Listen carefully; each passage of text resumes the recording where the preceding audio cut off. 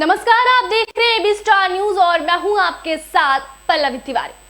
आपका उत्तर प्रदेश में आप सभी का स्वागत है। बुलेटिन की शुरुआत करेंगे पहली खबर से। पहली खबर उत्तर प्रदेश के देवरिया से है। देवरिया में पूर्व मंत्री दुर्गा प्रसाद मिश्रा की पुण्यतिथि मनाई गई। देवरिया में पूर्व मंत्री दुर्गा प्रसाद मिश्रा की पुण्यतिथि उनके पैतृक गांव बकुची विधानसभा क्षेत्र बरहज में मनाई गई। इस अवसर पर सलेमपुर सांसद और बांसगांव सांसद कमलेश पासवान और दिग्गज नेताओं ने पहुंचकर उन्हें श्रद्धांजलि दी। वहीं स्वर्गीय पूर्व कैबिनेट मंत्री दुर्गा प्रसाद मिश्रा के चित्र पर पुष्प अर्पित कर उन्हें श्रद्धांजलि दी गई।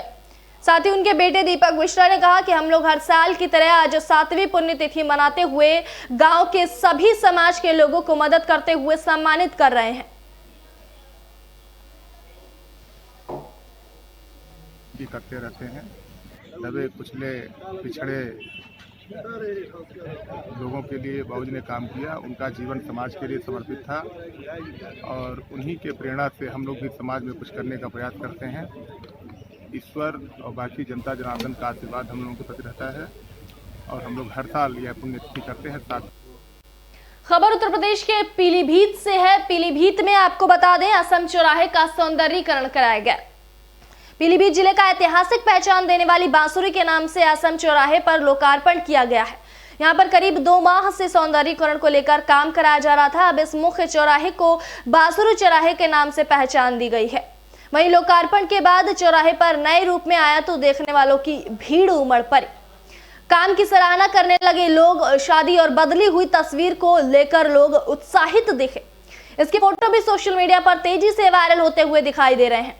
वहीं बांसुरी जिले की पहचान रही एक जिला एक उत्पाद योजना में भी आपको बता दें कि प्रयास चल रहा है। बांसुरी का पौराणिक महत्व भगवान श्री कृष्ण से जुड़ा है। यहाँ के कारीगरों की बनाई बांसुरी भगवान श्री कृष्ण की नगरी में ही नहीं बल्कि देश विदेश में भी धूम मचाती रही है। करीब 2 माह पूर्व डीएम पुलकित खरे ने शहर के अन्य चौराहों की तरह असम चौराहे के बीच सौंदर्यीकरण की ठानी थी। वहीं आपको बता दें, सबसे पहले चौराहे के चारों तरफ का अतिक्रमण हटवाया गया, फिर चौराहे का सुंदर बनाने का काम शुरू किया गया। बांसुरी नगरी के जाने वाले जिले में आगमन पर पड़ने वाले इस मुख्य चौराहे पर बांसुरी भी बनाई गई है। बांसुरी नगरी के जाने वाले जिले में आगमन पर पड़ने वाले इस मुख्य चौराहे पर बांसुरी भी बनाई गई है। वहीं एक तरफ से चौराहे का विकास बांसुरी के नाम पर कराया गया है। काम पूरा होने के सदर विधायक संजय सिंह गंगवार, बीसलपुर विधायक रामचरण वर्मा, बरखेड़ा विधायक किशन लाल राजपूत, जिलाधिकारी पुलकित खरे, एसपी जय प्रकाश, एडिशनल एसपी पवित्र मोहन त्रिपाठी जैसे लोग उपस्थित रहे। समाज के सामने लाने का काम किया है और ट्रेडिशनली भी यहाँ पे बांसुरी का उत्पादन होता रहा है।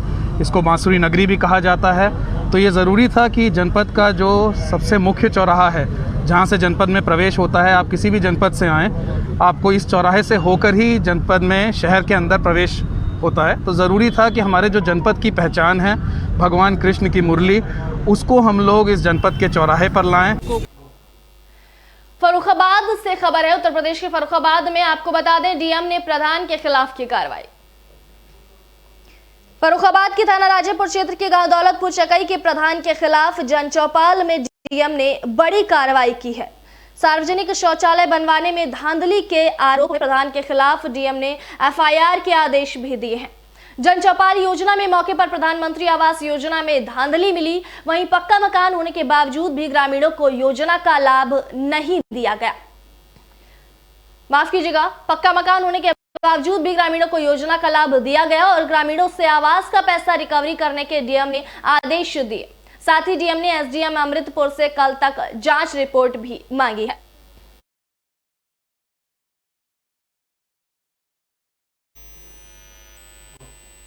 आपको बता दें, उत्तर प्रदेश के झांसी में विशाल दंगल का भव्य शुभारंभ किया गया।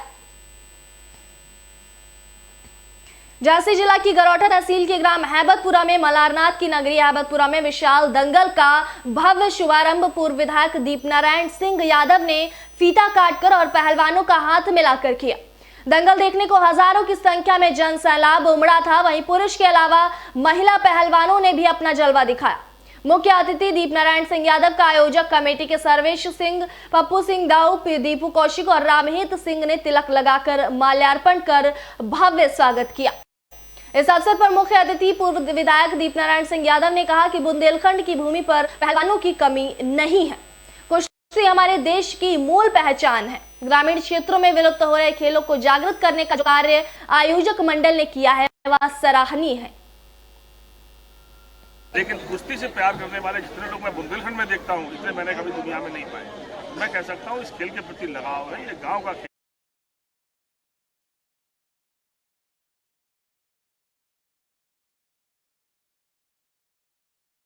और स्वस्थ शरीर रहेगा तो स्वस्थ दिमाग तभी रह सकता है जब स्वस्थ शरीर हो। तो ये अच्छी कोशिश है। मैं इन सभी साथियों को धन्यवाद देता हूँ। इस परंपरा को बनाए रखना, खेल को प्रमोट करना, और मैं कह सकता हूँ स्पर्धाएं सिखाती हैं प्रतिस्पर्धा को। राजनीति करें या वो भी इस तरह की करें कि हमारी कोशिश हम दूसरे से बेहतर कैसे करें। इतना पुराना कार्यक्रम है कि हम लोगों को भी लगभग याद नहीं है और बड़े उल्लास के साथ हम सब ग्रामवासी इसको मनाते हैं।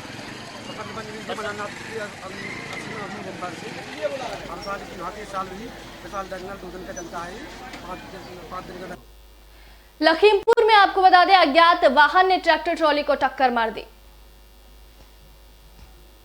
लखीमपुर के थाना मितौली के भीखमपुर चौराहे पर मोहम्मदी से आ रही अज्ञात वाहन ने ट्रैक्टर ट्रॉली को पीछे से टक्कर मार दी, जिसमें 2 दर्जन से ज्यादा लोग घायल हो गए। मौके पर पहुंची पुलिस ज्यादा घायल लोगों को सीएचसी मितौली ले गई और 2 एम्बुलेंस से घायलों को गोला सीएचसी ले गई। जानकारी के अनुसार थाना नीमगांव के गांव उमरिया निवासी उमेश कुमार वर्मा के पुत्र का अन्नप्राशन था। अन्नप्राशन करके टेढ़ेनाथ बाबा के मंदिर से घर वापस आ रहे थे कि भीखमपुर चौराहे से थोड़ा ही आगे लखीमपुर मोहम्मदी मार्ग पर अज्ञात वाहन ने पीछे से टक्कर मार दी, जिससे अनियंत्रित होकर ट्रॉली बीच रोड पर पलट गई, जिसमें जानमाल का कोई खतरा नहीं हुआ है।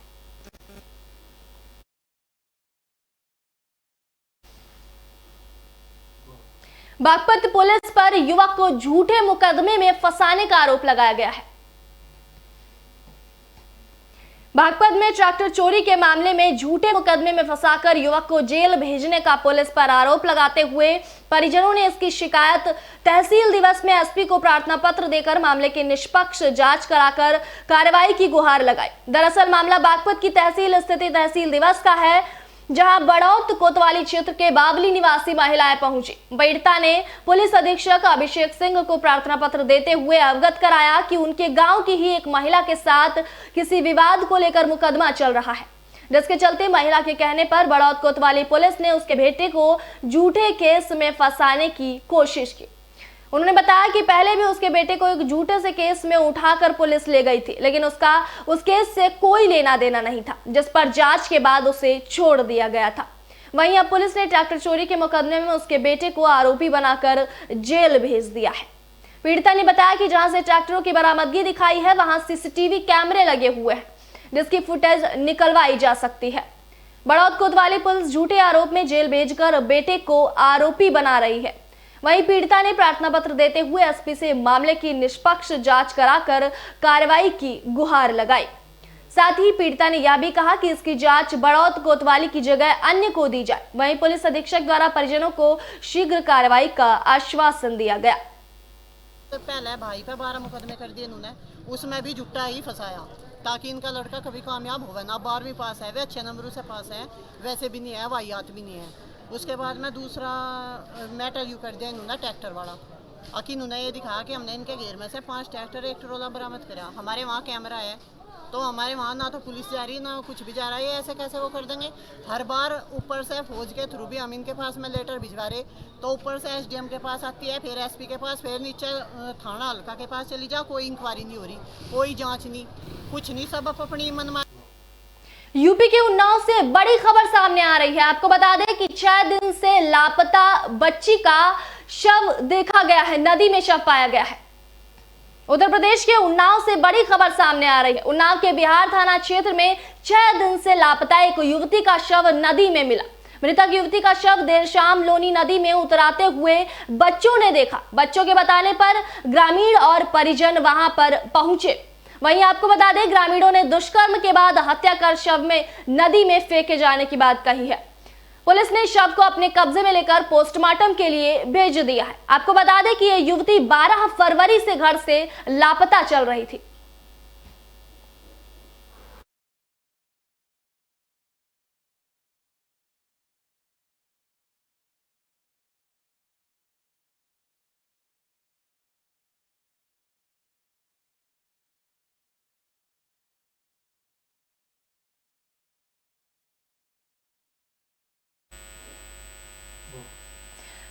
मुरादाबाद में प्रशिक्षण संस्थान पर छात्राओं ने किया हंगामा।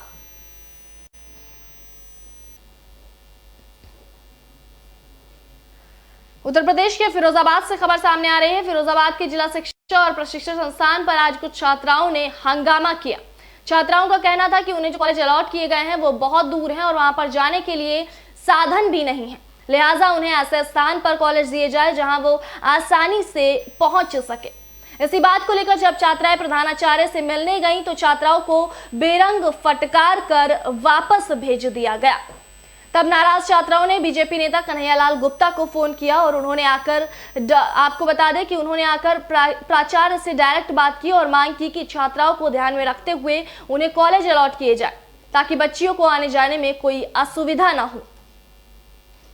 प्राचार्य की ओर से आश्वासन दिया गया कि ऐसी बहनों के विद्यालय परिवर्तन में हम निश्चित रूप से विचार करेंगे और इस तरीके की जो असुविधा है उसे समाप्त करने का काम करेंगे। कुछ ये भी शिकायत थी कि यहाँ पर कुछ लोग पैसे लेकर के स्थानांतरण का काम कर रहे हैं, उसको भी मैंने संज्ञान में लाया है और इस तरीके की अगर कोई शिकायत है तो प्राचार्यों का है कि शिकायत नहीं मिले। प्रदेश की सरकार जीरो टॉलरेंस सरकार पर चल रही है और मुझे वहाँ से फटकार के भगा दिया गया, इसीलिए फिर मैंने श्री कन्हैयालाल गुप्ता अंकल जी को बुलाया और अपनी प्रस्ताव मेरे साथ मेरी कई फ्रेंड भी हैं, इनकी भी यही समस्या थी। इन लोगों ने हमारे साथ बहुत गलत किया है, हमें स्कूल ना देने की और हमसे बहुत बुरी तरह बर्ताव करते हैं। ये लोग हमारी बात भी नहीं सुनते। कुछ लोगों का कहना पैसे की मांग करते हैं, ये सीधे नहीं लेते, सीधे 15 सीधे मुँह बात नहीं करते। 1500 रुपये 2000 रुपये चेंज करने के लिए लेते हैं पैसा। यूपी के उन्नाव से फिर एक बड़ी खबर सामने आ रही है। आपको बता दें कि उन्नाव में अपराधों का सिलसिला थमने का नाम नहीं ले रहा है। उन्नाव में फिर से 3 लड़कियां जंगल में बंधी हुई मिली। उत्तर प्रदेश के उन्नाव से फिर बड़ी खबर सामने आ रही है। उन्नाव के असोहा थाना क्षेत्र के बबुरहा जंगल में संदिग्ध परिस्थितियों में जंगल में 3 लड़कियां बंधी हुई मिली हैं। सूचना पर पहुंची पुलिस ने तीनों को अस्पताल भेज दिया है, जहां पर डॉक्टर ने 2 लड़कियों को मृत घोषित कर दिया है। वहीं एक किशोरी की हालत गंभीर बताई जा रही है। गंभीर हालत में उसे जिला अस्पताल रेफर किया गया है। बता दें तीनों के जहर खाने की आशंका जताई जा रही है। आपको बता दें कि तीनों लड़कियां जानवर के लिए चारा लेने के लिए निकली थी। तीनों लड़कियां दलित समुदाय से हैं। साथ ही इस मामले में पुलिस अधीक्षक डीआईजी आईजी ने असोहा की तरफ रुख किया है और इस घटना से पूरे क्षेत्र में हड़कंप मच गया है। और एक को डिस्ट्रिक्ट हॉस्पिटल के लिए रेफर किया गया है, जिसका ट्रीटमेंट जो है वहाँ पर चल रहा है। इसमें प्रथम दृष्टया यही चीज़ें संज्ञान में आई है कि ये घास काटने के लिए गई थी और घर वालों ने ना मिलने पे ढूंढने पे ये वहाँ पे पाई गई और ये भी देखा गया है कि घटनास्थल पे काफ़ी झाग वगैरह पड़ा था और डॉक्टर के द्वारा भी प्रथम पॉइजनिंग के symptoms. Deputy CM Keshav Prasad Maurya का आज कौशाम्बी दौरा है। उत्तर प्रदेश के कौशाम्बी से खबर है। उत्तर प्रदेश के डिप्टी सीएम केशव प्रसाद मौर्य कौशाम्बी दौरे पर पहुंचे, जहां उन्होंने सर्किट हाउस में पार्टी पदाधिकारियों के साथ पंचायत चुनाव को लेकर बैठक की। डिप्टी सीएम ने पंचायत चुनाव जीतने के लिए कार्यकर्ताओं के साथ फॉर्मूला साझा किया, साथ ही अधिकारियों के साथ बैठक कर विभागों की समीक्षा भी की। डिप्टी सीएम केशव प्रसाद मौर्य ने मायावती से लेकर दूसरे विपक्षी दलों के बयानों पर कटाक्ष किया। किसान आंदोलन में टूल किट के जरिए अराजकता फैलाने वालों को भी उन्होंने कड़ा संदेश दिया। वहीं डीजल, पेट्रोल और अन्य पेट्रोलियम पदार्थों की बढ़ती कीमतों के बाबत डिप्टी सीएम ने कहा कि यह अंतर्राष्ट्रीय कीमत पर आधारित है। साथ ही उन्होंने उम्मीद जताई कि जल्द ही कीमतें घटेंगी। कौशाम्बी दौरे पर पहुंचे यूपी के डिप्टी सीएम केशव प्रसाद मौर्य ने सबसे पहले पार्टी कार्यकर्ताओं और पदाधिकारियों के साथ पंचायत चुनाव को लेकर बैठक की। बैठक में मौजूद पदाधिकारियों और पार्टी कार्यकर्ताओं को उन्होंने पंचायत चुनाव के दौरान मजबूती से सरकार की उपलब्धियों को जनता के बीच रखने के लिए कहा। उन्होंने कहा कि सरकार की नीतियों और उपलब्धियों के बलबूते कार्यकर्ता जनता के बीच जाएंगे तो उन्हें सफलता जरूर मिलेगी। इसके बाद डिप्टी सीएम ने जिले के अधिकारियों के साथ विकास और कानून व्यवस्था संबंधी बैठक कर समीक्षा की। और जो अपराध कर रहा है वो कहीं पर भी छिपा होगा, उत्तर प्रदेश की पुलिस उसे खोज निकालेगी और कानून के हिसाब से उसे कठोर से कठोर दंड दिलाने का काम किया है, आगे भी करेगी। 26 तारीख को जो दिल्ली में हिंसा हुई निश्चित तौर से मैं तो अपने देशवासियों, प्रदेशवासियों, जनपदवासियों को आह्वान करता हूं कि देश का दुश्मन किसी भी भेष में छिपा हो सकता है। मेरा किसान न तो देशद्रोही हो सकता है, न तिरंगे का अपमान करने वाला हो सकता है। मेरा किसान देशभक्त है और किसानों की आड़ में छिप करके जो राजनीतिक दलों ने राष्ट्र विरोधी गंदी राजनीति की है, भाजपा विरोध और मोदी विरोध का जो एक तरह से इनको रोग हो गया है, इसका जवाब तो जब भी चुनाव होंगे जनता देश की देगी। यही हमारे किसान देंगे, यही गरीब देंगे, यही मजदूर देंगे। लेकिन यह बहुत घिनौना कृत्य किया है और इसके जो भी दोषी होंगे, जांच हो रही है, जो पकड़े जाएंगे उनके खिलाफ कार्रवाई होती रहेगी।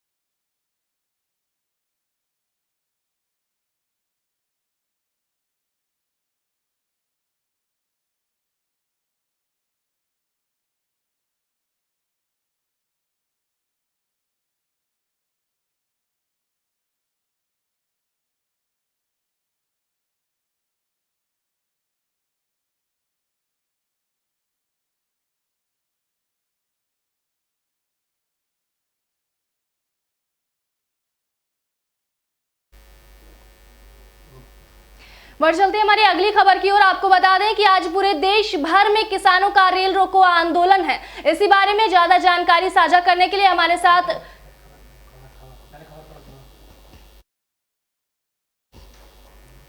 किसानों का आज देश भर में चक्का जाम है। आपको बता दें कृषि कानूनों के विरोध में किसानों ने आज यानी कि 18 फरवरी को रेल रोकने की घोषणा की थी। किसानों ने दोपहर 12 बजे से लेकर शाम 4 बजे तक रेल रोकने का ऐलान किया है। किसान नेताओं के मुताबिक इस दौरान यात्रियों को चाय पिलाई जाएगी, बीच रास्ते में ट्रेन रोकने से बचा जाएगा। वहीं रेलगाड़ियों पर माला पहनाकर रेलगाड़ियां रोकी जाएंगी। बता दें कि दिन के समय कम ट्रेन आवाजाही करती हैं, इसीलिए दिन के 4 घंटों को चुना गया है। वहीं किसानों के ऐलान के बाद बुधवार को दिल्ली, हरियाणा और यूपी से सटे स्टेशनों पर आरपीएफ ने चौकसी बढ़ा दी थी। सुरक्षा के लिए आरपीएफ की अतिरिक्त कंपनियां भी वहां पर लगा दी गई थी। स्टेशनों तक पहुंचने के मुख्य रास्तों के अलावा अन्य रास्ते भी बंद कर दिए गए हैं। साथ ही किसी भी आपात स्थिति से निपटने के लिए स्टेशनों के आसपास बैरिकेडिंग बढ़ा दी गई है। खबर फिरोजाबाद से हमारी सामने आ रही है कि वहां पर चप्पे चप्पे पर पुलिस फोर्स तैयार है। किसानों के आंदोलन में रेल रोको की घोषणा के बाद रेलवे स्टेशन पर कड़ी सुरक्षा व्यवस्था के इंतजाम किए गए हैं। चप्पे चप्पे पर पुलिस फोर्स, जीआरपी, आरपीएफ और एलआईओ सक्रिय है। किसी प्रकार की हलचल पर तत्काल कार्रवाई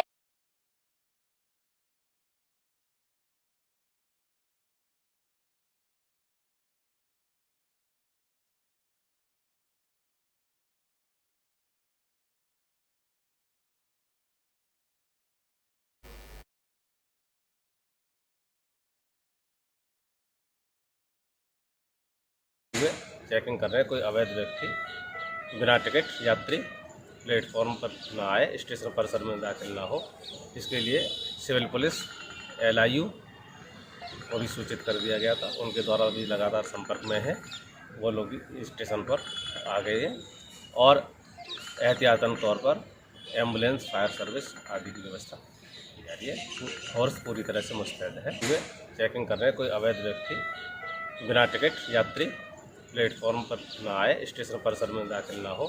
इसके लिए सिविल पुलिस LIU को भी सूचित कर दिया गया था, उनके द्वारा भी लगातार संपर्क में है, वो लोग भी स्टेशन पर आ गए हैं और एहतियातन तौर पर एम्बुलेंस, फायर सर्विस आदि की व्यवस्था की जा रही है। फोर्स पूरी तरह से मुस्तैद है।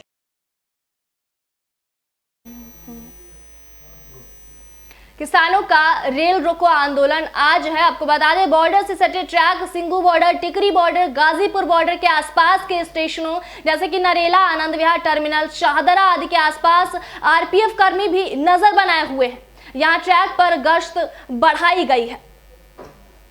इसी बारे में ज्यादा जानकारी साझा करने के लिए हमारे साथ जुड़ रहे हैं हमारे संवाददाता नितिन जी।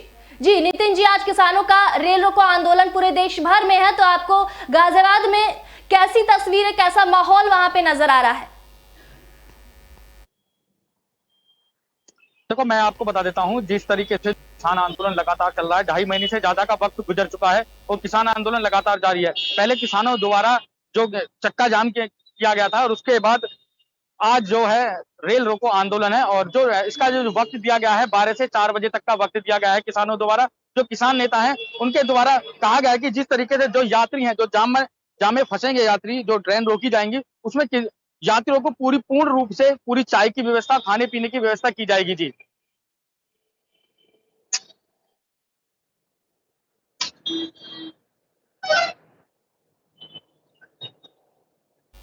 जी नितिन जी, रेल रोको आंदोलन के लिए प्रशासन ने क्या कुछ खास तैयारियां की हैं? देखो, मैं आपको बता देता हूँ, प्रशासन द्वारा पूर्ण रूप से तैयारी की गई है। पूरे रेलवे स्टेशनों पर बिल्कुल पूरी तरीके से फोर्स तैनात कर दी गई है और पूरी तरीके से पूर्ण रूप से जो अन्य रेलवे स्टेशन है उन पर भी जो फोर्स है पूरी तरीके से तैनात की है और जो आला अधिकारी हैं पूरी तरीके से नजर बनाए हुए हैं और पैरामिलिट्री फोर्स वगैरह पूरी लगाई गई है और जो लोनी का रेलवे स्टेशन है वहां पर भी पूरी तरह से फोर्स तैनात की गई है और जो जिले के पूरे आला अधिकारी है वहां पर पहुंचे हुए हैं और जगह जगह जाकर जायजा ले रहे हैं। जी, कि रेल यातायात सुरक्षा में कोई भी कमी नहीं आएगी, रेलगाड़ियों का आवागमन जारी रहेगा 12 से 4 के बीच में, इसीलिए रखा गया है कि दिन में ज्यादा आवागमन में दिक्कत ना हो। तो क्या किसानों का भी इसको लेकर कोई गलत वो नहीं है? जी देखो, क्या है, किसानों का कहना यही है कि लगातार अभी किसान आंदोलन जो है लगातार जारी रहेगा। जब तक सरकार इनके जो तीनों कानून है वापस नहीं लेगी तब तक किसान आंदोलन जारी रहेगा। जिस तरीके से किसानों ने पहले जो पूरा चक्का जाम का घोषणा किया था, उसके बाद जो किसान नेता है राकेश टिकैत, उन्होंने जो वापस दिल्ली, यूपी और उत्तराखंड के जो चक्का जाम था उसको वापस ले लिया था। उसके बाद अन्य जो राज्य थे उनमें चक्का जाम लगाया गया था। उसके बाद आज जो है ये रेल रोको आंदोलन है और इसकी जो टाइमिंग है 12 से 4 बजे तक बताई गई है और उसके बाद जो टाइमिंग है इस वक्त में जो ट्रेनें रोकी जाएंगी और जो यात्रियों को परेशानी होगी उनको पूर्ण रूप से खाने पीने की व्यवस्था कराई जा रही है। जी, जैसा कि आपने बोला यात्रियों को परेशानी नहीं दी जाएगी, तो किसान भी कहीं ना कहीं यही चाहते हैं कि मालगाड़ियों को माला पहनाकर उनका रेल रोको आंदोलन होगा, साथ ही साथ यात्रियों को चाय भी पिलाई जाएगी किसानों के द्वारा। किसानों का यही कहना है कि जिस तरीके से जो यात्री वहां पर रुकेंगे उन्हें पूरी रूप से कोई समस्या नहीं होगी। उन्हें चाय की व्यवस्था, पानी की व्यवस्था, खाने की व्यवस्था, सारी व्यवस्थाएं की जाएंगी ताकि कोई भी दिक्कत ना हो। और जो ये रेल रोको आंदोलन होगा ये शांतिपूर्ण होगा, इसमें कोई भी उधर मामला नहीं होगा। जी जी, साथ ही साथ रेलवे की तरफ से बहुत सारी तैयारियां कर ली गई हैं। रेलवे एक्ट के खिलाफ अगर कोई भी नियम तोड़ता है तो उसके खिलाफ सख्त कार्रवाई की जाएगी, ऐसा भी सुनने में आया है।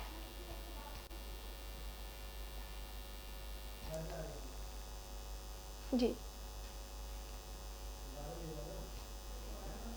जी नितिन जी,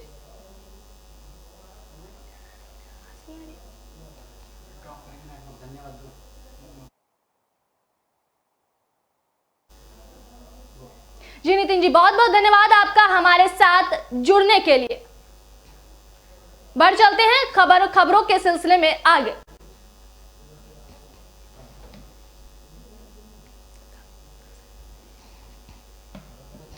अगली खबर उत्तर प्रदेश के सिद्धार्थनगर से। आपको बता दें, सिद्धार्थनगर में प्रभारी मंत्री स्वामी पहुंचे हैं। सिद्धार्थनगर जिले में आज जिले के प्रभारी मंत्री स्वामी प्रसाद मौर्य पहुंचे। यहाँ स्वामी प्रसाद मौर्य ने प्रेस कॉन्फ्रेंस की।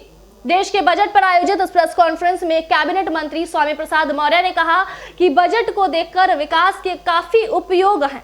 इस बजट से सभी का विकास हो, उससे सभी वर्गों के विकास के साथ साथ देश भी काफी प्रगति करेगा। वहीं पेट्रोल और डीजल की महंगाई के सवाल पर स्वामी प्रसाद ने कहा कि जिस वस्तु की उपलब्धता अधिक हो उसकी महंगाई अपने आप बढ़ जाती है। ऐसी महंगाई बढ़ना स्वाभाविक है। इस मौके पर इनके साथ स्वास्थ्य मंत्री जयप्रताप सिंह और कैबिनेट मंत्री अनिल राजभर भी मौजूद रहे। कल्याणकारी पहल कर रहे हैं, स्वाभाविक रूप से सरकार इसको भी करने का लगातार प्रयास कर रही है। सर, एक चीज और कहना चाहेंगे, नेपाल जो है इंडिया से, भारत से ही लेता है, लेकिन भारत में डीजल पेट्रोल लगभग 20 से 25 रुपए कम है, यहाँ उससे ज्यादा क्यों बेचा जा रहा है? क्या देखिए, दो चीजें। आज विश्व की सबसे बड़ी ताकत बनकर के भारत उभर रहा है, तेजी के साथ विकास पथ पर अग्रसर है और बड़े पैमाने पर यहाँ पर्याप्त संसाधन भी है। विश्व मार्केट में सबसे ज्यादा तेल, सबसे ज्यादा पेट्रोल की डिमांड भी हमारे भारत में है और जहां डिमांड ज्यादा होती है स्वाभाविक। उत्तर प्रदेश के कुशीनगर से बड़ी खबर सामने आ रही है। कुशीनगर में गन्ना लदी ट्रैक्टर ट्रॉली ने हेड कांस्टेबल को रौंद दिया। उत्तर प्रदेश के कुशीनगर से खबर है। कुशीनगर के पडरौना कोतवाली थाना क्षेत्र के पडरौना बासी मार्ग पर गंभीरिया गांव के पास गन्ना लदी ट्रैक्टर ट्रॉली की चपेट में आने से हेड कांस्टेबल की दर्दनाक मौत हो गई। तेज गति से आ रहे ट्रैक्टर ट्रॉली ने हेड कांस्टेबल शंभू राय को रौंद दिया। बता दें कि मृत सिपाही पडरौना महिला अस्पताल से वैक्सीन सुरक्षा की ड्यूटी कर वापस बासी चौकी जा रहा था। वहीं दुर्घटना को अंजाम देकर भाग रहे चालक को पुलिस ने दौड़ाकर पकड़ लिया। पुलिस ने फिलहाल ट्रैक्टर ट्रॉली को कब्जे में ले लिया है। वहीं मौके पर पहुंची पुलिस ने शव को पोस्टमार्टम के लिए भेजकर अग्रिम कार्रवाई में जुट गई है। बता दें कि मऊ जनपद के घोसी थाना के बड़गांव निवासी हेड कांस्टेबल शंभू राय पडरौना कोतवाली के बासी चौकी पर तैनात थे।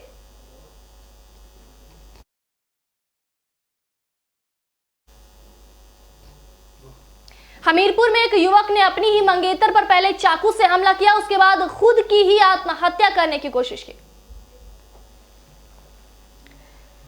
हमीरपुर से एक सनसनीखेज वारदात सामने आई है, जहां पर एक युवक ने किसी बात की अनबन को लेकर अपनी ही मंगेतर पर चाकू से हमला कर दिया और बाद में खुद फांसी लगाकर जीवन लीला समाप्त कर ली। सूचना पर पहुंची पुलिस ने शव को कब्जे में लेकर पोस्टमार्टम के लिए भेज दिया है और जांच में जुट गई है। वहीं आपको बता दें कि घायल मंगेतर सीएचसी राठ में जिंदगी और मौत की जंग लड़ रही है। फिलहाल उसकी स्थिति नाजुक बताई जा रही है। प्राथमिक उपचार के बाद उसे झांसी रेफर कर दिया गया है। वहीं आपको बता दें कि पूरा मामला जनपद हमीरपुर के मझगवा थाना क्षेत्र के अंतर्गत आने वाले ग्राम एटौरा का है, जहां पर एक युवक ने अपनी मंगेतर के साथ बैठकर प्यार की बातें करते करते जानलेवा हमला कर दिया और खुद ही मंगेतर का दुपट्टे से पेड़ पर लटक कर आत्महत्या कर ली। वहीं मौके पर पहुंची पुलिस ने शव को अपने कब्जे में लेकर पोस्टमार्टम के लिए भेज दिया है और साथ ही जांच में जुट गई है। को मझगवा थाना पर सूचना मिली कि 4-5 बजे की एक घटना है, जो इटौरा गांव की एक लड़की को एक लड़के ने चाकू मार दिया और खुद सुसाइड कर लिया। मौके पर पुलिस पहुंची तो वहां पता चला कि लड़की की शादी तय थी। लड़का जो जालौन जिले का रहने वाला है, देवेंद्र पुत्र उमाशंकर आटा थाना क्षेत्र का। चाकू मार दी, लड़की घाटी काट दी और फांसी लगा दी। अच्छा, तो क्या कुछ संबंध था लड़की में पहले से? संबंध हो गया था, लड़की 3 साल पहले शादी हुई। फांसी लगा ली और ज्योति को चाकू से काटा। रामपुर में नाबालिग के साथ दुष्कर्म का मामला सामने आया है। उत्तर प्रदेश के रामपुर में 7 साल की नाबालिग के साथ दुष्कर्म का मामला सामने आया है। पीड़िता के परिजनों के अनुसार नाबालिग को आरोपी युवक बहला फुसला कर बरसीन के खेत में ले गया और उसके साथ दुष्कर्म की वारदात को अंजाम दिया। पीड़िता के परिजनों की तहरीर पर पुलिस ने मुकदमा दर्ज कर लिया है। वहीं आरोपी को गिरफ्तार कर लिया है। पूरा मामला रामपुर के कैमरी थाना क्षेत्र का है, जहां पर पीड़िता के परिजनों का आरोप है कि गांव निवासी राहुल अपने बरसीन के खेत में पीड़िता को ले गया और उसके साथ दुष्कर्म किया और परिजनों को आते देख धमकी देता हुआ फरार हो गया। जिसके बाद परिजनों ने थाने पहुंचकर आरोपी के खिलाफ मुकदमा दर्ज कराया और पुलिस ने त्वरित कार्रवाई करते हुए आरोपी को गिरफ्तार कर लिया। इस मामले में अपर पुलिस अधीक्षक संसार सिंह ने बताया कि इस संबंध में बच्ची का मेडिकल करा लिया गया है और रेप का मुकदमा दर्ज कर लिया गया है। जो कि आरोपी अभियुक्त था उसे गिरफ्तार कर लिया गया है और आगे की विधिक कार्रवाई प्रचलित है। मुकदमा लिख लिया गया है और जो अभियुक्त था उसमें एक अभियुक्त बताया गया था, उस अभियुक्त को रात में ही गिरफ्तार कर लिया गया। मुकदमा अपना उत्तर प्रदेश में अभी के लिए इतना ही। फिलहाल दीजिए इजाजत, नमस्कार।